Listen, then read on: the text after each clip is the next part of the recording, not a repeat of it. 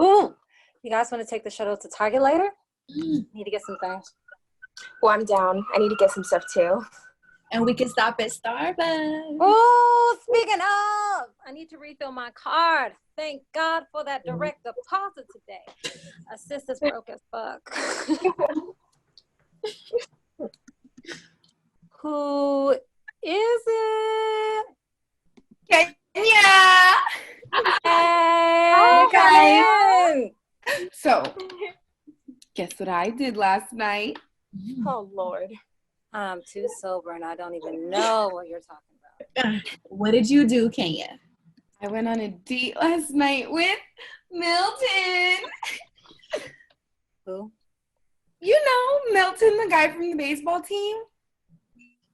Really, guys? Milton, I've talked about him before. It's really kind of hard to keep track of all the boys you like, Kenya. It's only Friday and this is number 50. Chelsea.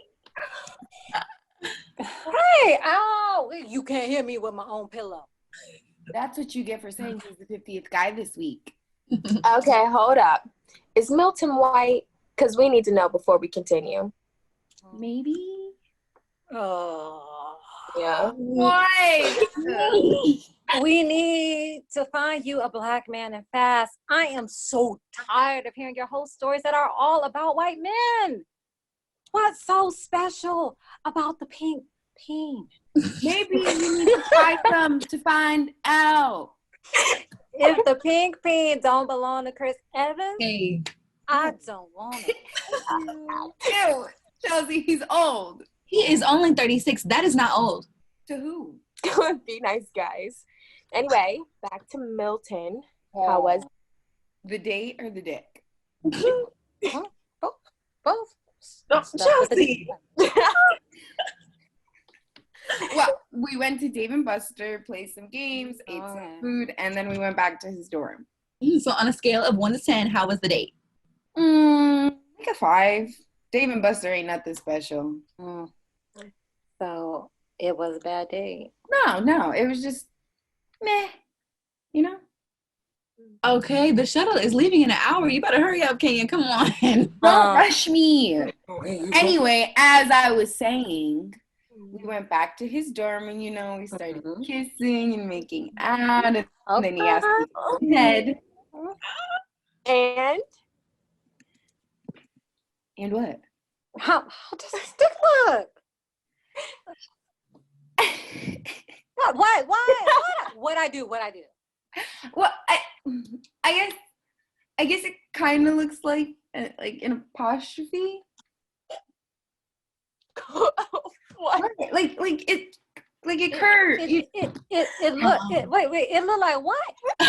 What? An apostrophe, you know, Oh, bitch! No. What? It looks like an apostrophe. So what?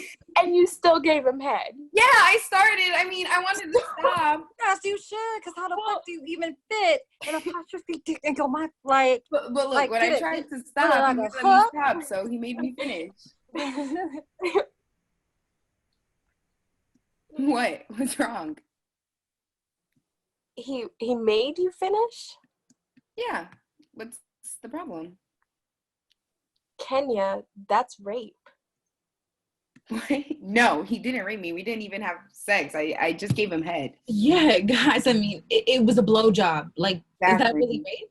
okay. Look, I'm not saying that what he did was okay, but, like, was it really rape? I mean, consent was withdrawn, but it's not really rape.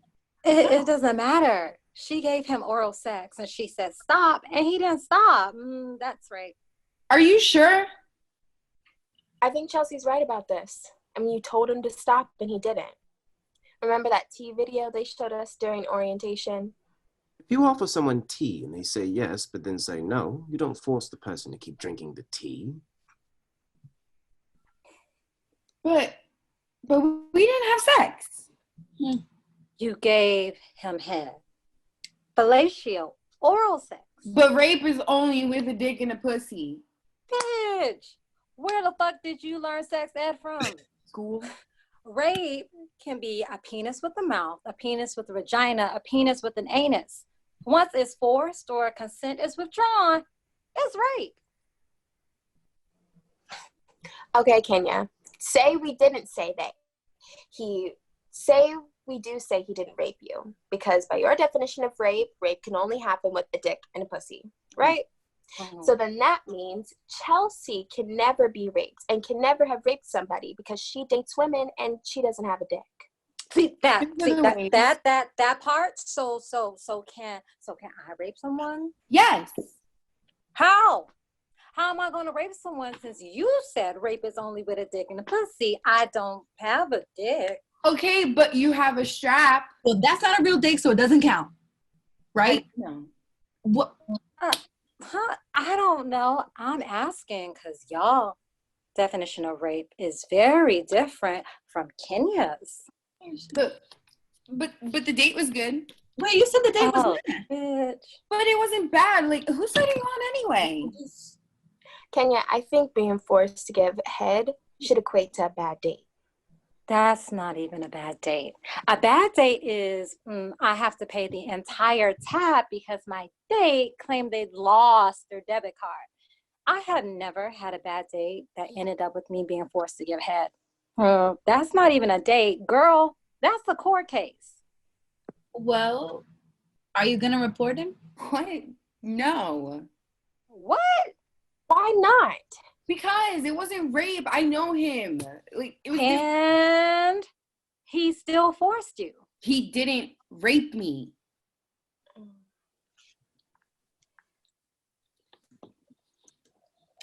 Okay, so the shuttle's gonna be here in like 15 minutes. You guys want to get ready to go? Yeah. I need to get some things from Target. Same. Meet downstairs in 5. Works for me. I can't believe his dick was shaped like an apostrophe.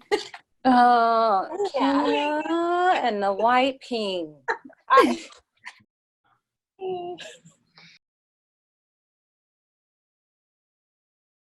Lewis gets it to LeBron for 3 for the win. Yes!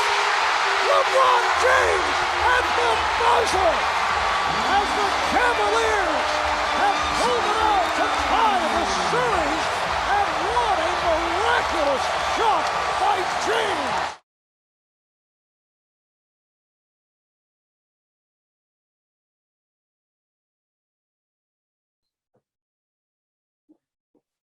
Son, boys don't play with Barbie dolls. The Barbie doll is snatched from Ted and thrown off stage.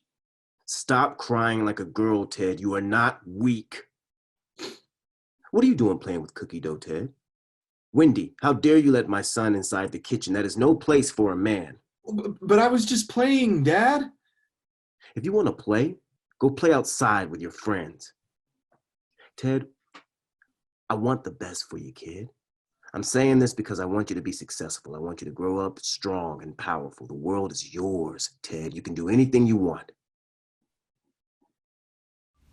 Ow, stop pulling my hair, Ted. That hurts. Go home and play with your pretty dolls. Get out of my playground. 5-year-old Ted is replaced by a 10-year-old Ted. Wendy, get me a beer.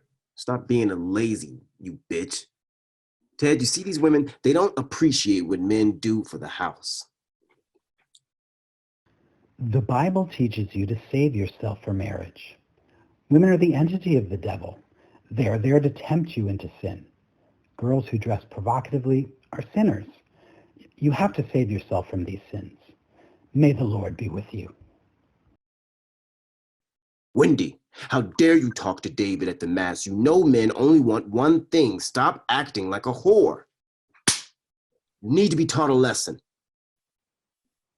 Jessica, cover yourself. You come here to learn, not to distract boys. 10-year-old Ted is replaced by 15-year-old Ted. Tina, what are you wearing? There are men in the house with biological instincts. This girl has no shame. Did your mother teach you nothing? It seems like your parents have no control over you. Ted, you shouldn't objectify women. The comment you passed today on the street about that woman was not okay. But Mom. Wendy, come on, just let him be. He is just a boy, and boys will be boys. Look at her skirt, Ted. She is such a loser. Men can't control their sexual instincts. You have to make sure you look away when you see temptation, Ted. If you look, you won't be able to control yourself. A 15-year-old Ted is replaced by a 20-year-old Ted. Get a job, Ted. You need to be the man of the house, the breadwinner. Hey, dude, she's drunk. She would totally sleep with you. She does seem easy. I think you should keep asking her out until she says yes. She'll get tired and she'll give in, dude. Why do I even have to ask at all? Yo, I saw this girl walking down the street. Best ass I've seen on a woman, bro. You should have come with. Yeah, I hope you told her what a great ass she has. I mean, women love to be complimented. They'll act like they don't like it, but those bitches just want to be appreciated. A 20-year-old Ted is replaced by a 25-year-old Ted. You see, girls are like cupcakes. They're pretty on the outside and soft on the inside, and you can crumble the whole thing and it'll still taste sweet. And the silky icing on top, attracting you, making them so irresistible. The sweet smell of a fresh cupcake out of the oven is like a pure scent of a virgin. I mean, you don't want to destroy its purest form. You want it in your mouth as soon as possible. And cake is a girl that doesn't deserve to be taken, on the other hand. I mean, the smallness and the fragility of a cupcake is what makes it so much more enticing. For the cupcake, you want to wait for it to become tender, soft. You don't want to take it out early from the oven for the chance of it being hard or mushy. The same way, you have to wait for the right moment to taste a girl.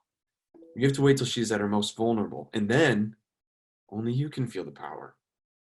You'll feel the power of when someone helpless and defenseless is withering under you.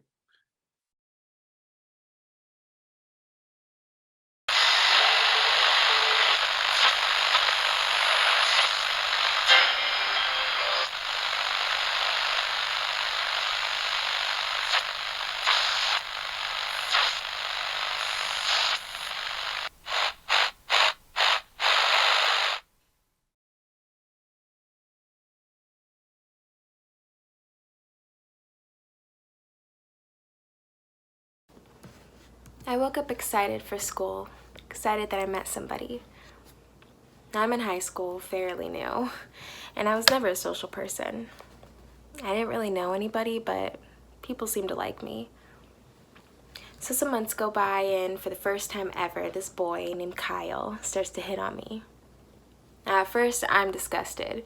He's making lewd comments about my body in front of the class, and I'd scoff in disgust. But he continued to persist. And I liked the attention. I never had this type of attention before, so it was new to me. And he was kind of cute. He knew I liked him. I also had my first best friend that year too. We met in the lunchroom. Started off from there, so it was nice to have someone so close. Turns out she also had relations with him, but that's until his girlfriend barked on her about it. We're gonna call my best friend Dee, considering after this she's no longer my best friend and I don't care to speak her name. So I kind of knew he was in a relationship, but they were on and off, so I had nothing to worry about. Mind you, I'm 14, this dude is 16. I was always curious about sex. I didn't really care about my virginity, but I did care that I lost it on my own terms. So I told him I never had my first kiss. Dee and I are walking to class, and I tell her all about my conversation with Kyle and how he was gonna kiss me today. I'm all nervous throughout class, but I'm excited. He looked at me and smiled while we were going around in class. When school ended, we met in the staircase where hardly anyone passes through. We chat for a bit, me and a couple other friends who had heard about what was going to happen today. And they were all laughing, having a good time. He pulls me around the corner next to the staircase. I'm giggling, blushing super hard. He tugs on my shirt and says, "Come on, stop playing." He's all smirking and stuff. Now I'm giggling, and I peep my head around the corner. My friends are all giggling because they know what's about to happen. I pretend to shoo them away, and Kyle pulls me one more time to the corner and kisses me. I blush and I turn completely red. And my friends start cooing because the kiss was so loud. I couldn't stop smiling. We all left afterwards, and I'm walking home blushing still. I go up to my room and lay on my bed, and I've got butterflies all in my chest and my stomach. Because it was the end of the school year, we didn't really see each other for 2 weeks. I wanted to kiss him again so bad. We texted here and there and traded some nudes, but that was about it.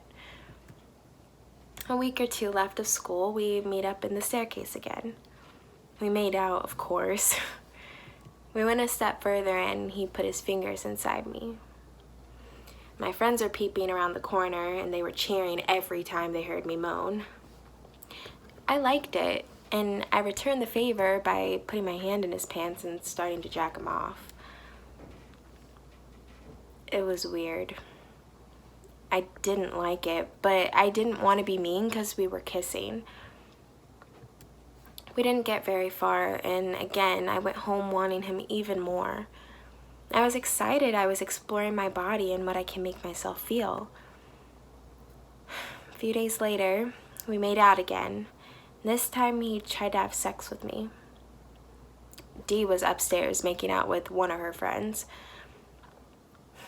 I told him I wasn't ready until we had a condom. He tried forcing, but my legs were closed tight. He gave up and I went home. On the last day of school, that's a day I'll never forget. We went into the staircase again and we started making out. It was nice. I love the kissing. Things started to heat up.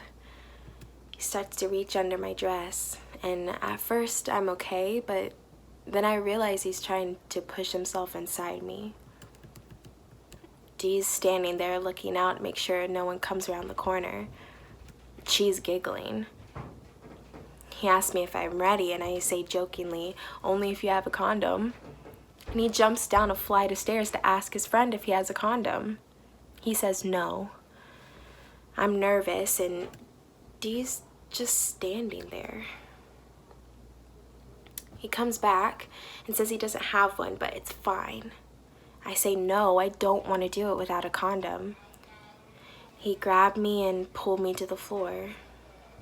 He's telling me it's fine and to stop worrying. I'm nervously laughing and say no, and I'm resisting, but he's strong and it hurts. He pushed me down and he takes my underwear off. He's pinned me down and he's laying on top of me. He's forcing himself inside me and it hurts. I'm trying to push him off of me. Dee keeps giggling. I'm pushing him, trying not to scream because it hurts so bad. He covers my mouth.